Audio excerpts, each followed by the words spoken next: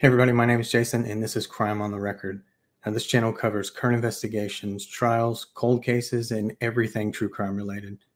In this episode, we're going to be talking about a brutal crime that occurred decades ago right here in the state of Alabama.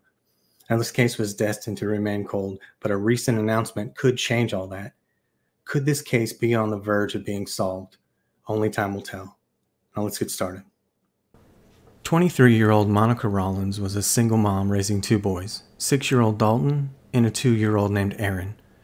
She was also in her third trimester and about to welcome yet another boy to her growing family. It was the 13th of September in 2002. Monica and her boys were at her dad's house enjoying time with the family. They spent the day horseback riding, had a nice family dinner, and ended the day with a movie. Around 8:30, Monica waved goodbye, and her boys headed home. And no one could have imagined that that would be their last goodbye. Monday, September 16th came, and Monica would normally be busy getting her boys and herself ready to leave. She had just started a new job at ITC Deltacom after leaving her position as a daycare worker at Kitty Castle. As she loved working with children, but this new job came with a higher salary, which meant this hard-working mother of two would be able to better provide for her family. But Monica never made it to work, and this day would be anything but normal. Now you see, Monica not making it to work was unlike her, but what was even more strange is her family had not heard from her all weekend. Now they were the type of family who talked to each other almost every single day, so the fact that Monica had not talked with anyone all weekend was extremely odd. It was worrisome even. Her family's concern continued to grow, which eventually led to a family member driving over to check on Monica. As she lived in Heflin, Alabama, a town of less than 3,500, which is just about an hour west of Atlanta. And with it being such a small town, the drive to her house didn't take that long. The family member pulled into the driveway of the home on Sugar Hill Drive and was immediately more concerned, because there wasn't any signs of Monica and her boys, though her car was in the driveway. Normally the mornings were busy, so the lack of activity was troubling. The family member got out of the car and walked up to the door. Still concerned, but noticing there wasn't any forced entry into the home, so it was a little reassuring. But after stepping through the front door, the family member discovered what is still considered Heflin's most horrific crime scene. Monica, the always smiling and happy mother of two, was laying on the floor. It was obvious she was dead. And sweet 6-year-old Dalton, he was also a victim. It was also clear the cause of death was homicide. As Monica's family member attempted to process just what they were seeing, a terrifying question suddenly came to mind. Where was 2-year-old Aaron? After searching the home, worried Aaron would also be a victim, he was eventually found in a closet. The 2-year-old was still hiding in fear, but thankfully alive. 911 was called, and as you can imagine, first responders flooded the scene. The first to arrive was A.J. Benefield. He would eventually become the police chief of Heflin years later, but that day in 2002 stayed with him forever. He was already bracing himself for what he thought to be a double homicide, but remember, Monica was pregnant. When he walked into the home and saw Monica, the brutality of the crime was even worse than expected. The attack on Monica was so vicious, it had caused her to go into labor. Her baby boy, who had partially been delivered, was also found deceased.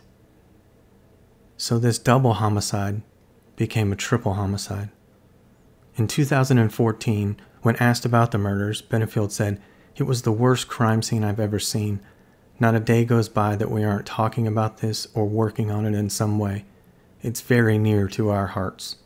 As you can imagine, news spreads quickly in a town of less than 3,500, and to say the residents were shocked would be an understatement.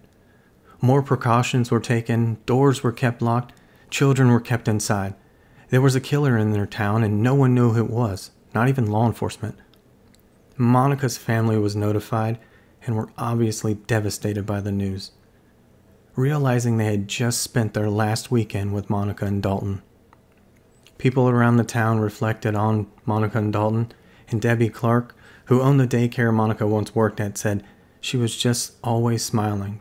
Just such a good person. And her little boy, he was just so precious.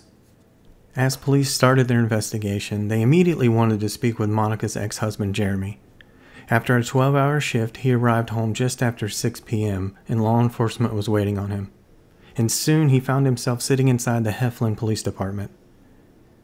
Law enforcement questioned Jeremy about his whereabouts, but he was quickly cleared as a suspect.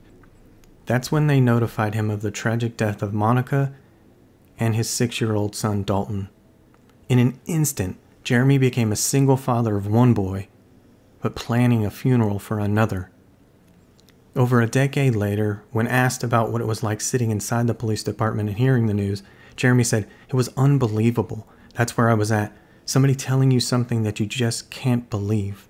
And from the start of the investigation to present day, police have maintained Jeremy was always cooperative and was never considered a suspect.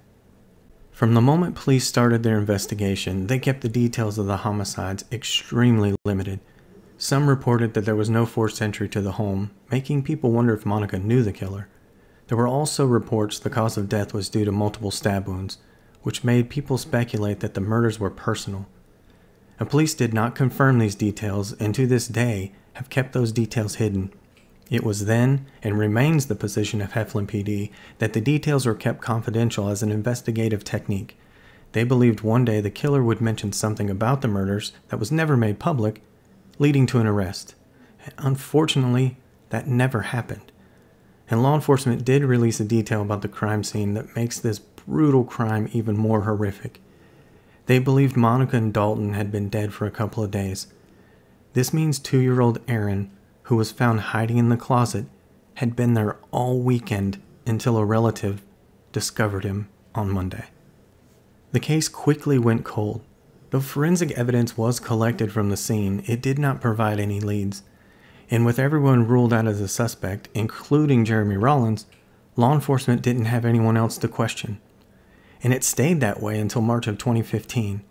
But an update was made, saying the cold case unit from the Alabama Attorney General's office was joining the investigation to, quote, help solve the case. It was also reported that Benefield, Heflin's police chief, hinted at they were looking into something they've known about since 2002. Though he would not elaborate any further on what that was.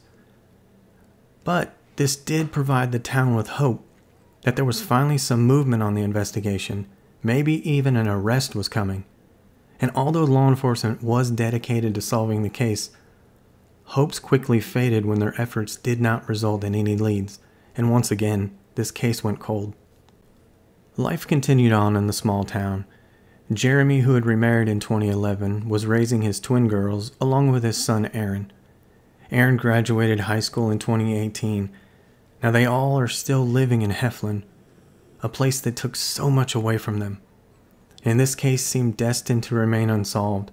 No justice for Monica and no justice for Dalton. However, it appears there's been a major break in the case just last month. According to the website uncovered.com, Captain Scott Bonner of Heflin PD provided the following update. I want to thank everyone for their support and prayers for this precious family.